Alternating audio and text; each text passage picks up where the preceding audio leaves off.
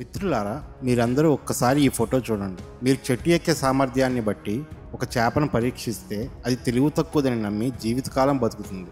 ఎవరి సామర్థ్యానికి తగ్గట్లుగా వారిని పరీక్షించాలి అన్నదానికి ఉదాహరణగా ఈ ఫోటోను చూపిస్తూ ఉంటారు. ఇక్కడ మీరు ఒక విషయాన్ని గమనించాలి. అక్కడ ఉన్న ప్రాణులన్నీ వేరువేరు. అక్కడ ఉన్న ప్రాణుల్లో ఏనుగు కానీ చేపను కానీ చెట్టు ఎక్కడంలో విఫలం అయ్యింది కాబట్టి మనం పరీక్షించే వాళ్ళని మార్చి, అంటే ఒక చేపను కానీ ఏనుగుని కానీ జడ్జిగా పెడదాం. అప్పుడు ఆ చేప లేదా ఏనుగు చెట్టు ఎక్కగలదా? ఇదే విషయాన్ని ఇంకోలా చెప్పాలి అంటే, కబడ్డీ బాగా ఆడే వ్యక్తిని చదరంగం ఆడమంటే ఆడగలడా? ఖచ్చితంగా ఆడలేడు. అందుకని మనం ఏం చేద్దామంటే, ఒక కబడ్డీ ఎంపైర్ తీసుకొచ్చి అతనికి బాగా ట్రైనింగ్ ఇచ్చి చదరంగం ఆడిద్దాం. ఆ ఆటకి కూడా ఎంపైర్ కింద ఆ కబడ్డీ ఎంపైర్నే పెడదాం. మరి అప్పుడు కబడ్డీ ఆడే వ్యక్తి చదరంగంలో గెలవగలడా?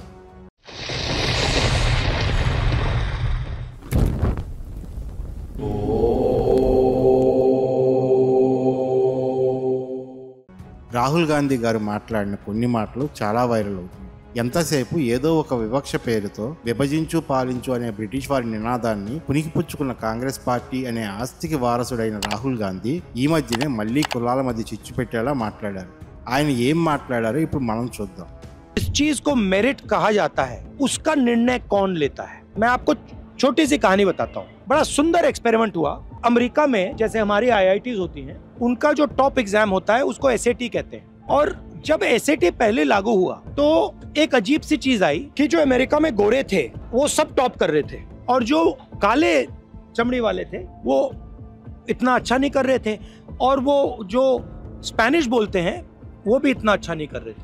ఇక్కడ ముందుగా మనం ఒక విషయం చెప్పాలి. అమెరికాలో రాహుల్ గాంధీ గారు చెప్పిన తెల్లవాళ్ళు జనాభాలో దాదాపు 60% ఉంటే నల్లవాళ్ళు కేవలం 12% మాత్రమే ఉన్నారు. కానీ భారతదేశం హిందువులలో ఆయన చెప్పే ఉన్నత కులాల సంఖ్య కేవలం 22% మాత్రమే ఉంటే మిగిలిన OBC SC ST వాళ్ళు సుమారుగా 74% ఉన్నారు. అక్కడ తెల్లవాళ్ళు ఎక్కువ మంది ఉన్నారు, కానీ ఇక్కడ మాత్రం అగ్రకులాలు అని చెప్పబడేవారు మాత్రం చాలా తక్కువ మంది ఉన్నారు. इतना अच्छा नहीं कर रहे थे.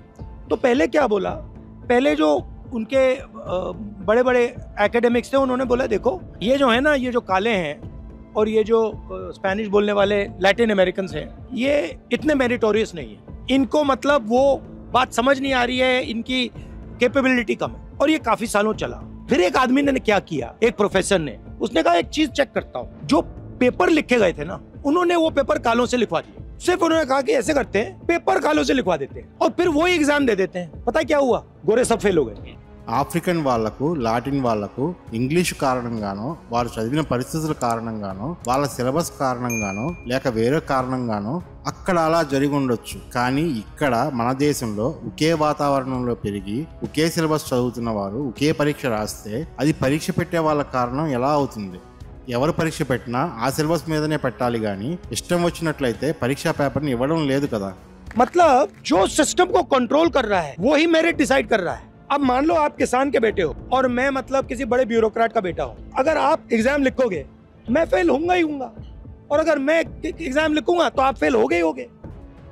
ఎంత బాగా చెప్పారు రాహుల్ గారు. అంటే ఇప్పుడు మనం వెంటనే IITలో చదువుకున్న పిల్లలకు ఎగ్జామ్ క్వశ్చన్ పేపర్ ఒక రైతు చేత ప్రిపేర్ చేయించాలి అని చెప్తున్నారా? మేము అలా చేయడం లేదు కాబట్టి మేము ఇంకా వెనకబడి ఉన్నాం అని చెప్తున్నారా? ఇది ఎక్కడి లాజిక్ రాహుల్ గారు? ఒక రైతు బ్యూరోక్రాట్లకు పరీక్ష పెట్టాలా?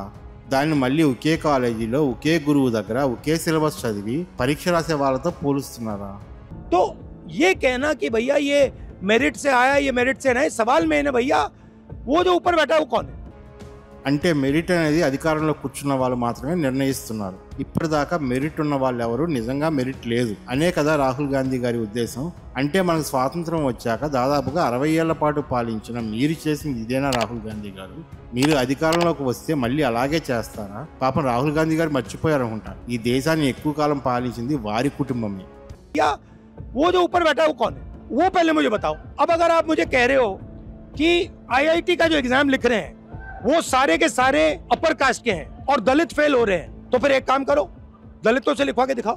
ट्राई करते हैं. IITలో ఉన్న ప్రొఫెసర్స్ అందరూ ఉన్నత కులాల వాళ్ళేనా? అక్కడ ఉద్యోగాలకు కూడా రిజర్వేషన్ ఉంది కదా రాహుల్ గారు. మరి కొంతమంది మాత్రమే పేపర్ తయారు చేస్తున్నారని దేనికి ఇంకా వివక్ష చూపిస్తున్నారు? మన దేశంలో కొద్దో గొప్ప కొంచెం చెప్పుకోదగ్గ ఆ విద్యా సంస్థలను కూడా పూర్తిగా నాశనం చేస్తే గానీ రాహుల్ గాంధీ గారికి ప్రశాంతంగా ఉండదేమో. जाति जनगणना क्या है? जाति जनगणना से अगला कदम दिखेगा। जाति जनगणना में ये कहना कि जाति जनगणना सोल्यूशन है, नहीं, मगर जाति जनगणना में ये पता लग जाएगा कि भैया आप कह रहे हो कि दलित लोगों में कोई कमी है, ठीक है, मगर ये जो संस्था है जो डिसाइड कर रहे हैं इनमें तो एक दलित है ही नहीं, उनकी तो आवाज ही नहीं, उनकी सोच ही नहीं है, तो कैसे होगा? तो जाति जनगणना क्या दिखाएगा? किसकी कितनी आबादी है, दूसरे नंबर पे कौन कहाँ है, मतलब ब्यूरोक्रेसी में कौन बैठा है, कहाँ बैठा है। ఎంత బాగా చెప్పారు రాహుల్ గాంధీ గారు. మరి కులగణన చేసిన తర్వాత ఒకవేళ జనాభా నిష్పత్తి కన్నా ఏదైనా ఒక వర్గం వారు ఆయా ఉద్యోగాల్లో గాని సంస్థలలో గాని ఎక్కువగా ఉన్నట్లు తేలితే రిజర్వేషన్లు తీసేస్తారా? అలా రిజర్వేషన్లు తీసేస్తామని చెప్పగలిగే ధైర్యం ఉందా రాహుల్ గాంధీ గారు? అయినా ఇదంతా దేనికి రాహుల్ గారు? మన దేశంలో అగ్రకులాల వారికి అతి కష్టమైన పరీక్షలు, అలాగే వెనకబడిన వారికి అతి సులువైన పరీక్షలు పెట్టి సర్టిఫికెట్లు ఇస్తే సరిపోతుంది కదా. లేదంటే అగ్రకులాల వారు ఎప్పటికీ పరీక్షలు రాయకూడదు అని ఒక ఆర్డినెన్స్ ఇచ్చేస్తే సరిపోతుంది కదా. ఆ మాత్రం దానికి ఎంత కష్టపడాలా? మీకు నా వీడియో నచ్చినట్లయితే లైక్ చేసి మీ ఫ్రెండ్స్కి కూడా షేర్ చేయండి. ఒకవేళ మీరు ఇంతవరకు సబ్స్క్రైబ్ చేసుకోకపోతే వెంటనే సబ్స్క్రైబ్ చేసుకుని నోటిఫికేషన్స్ అన్నీ ఆన్లో పెట్టుకోండి. తర్వాత కలుద్దాం. అప్పుడు దాకా సెలవు. జై శ్రీరామ్, జై హో భారత్.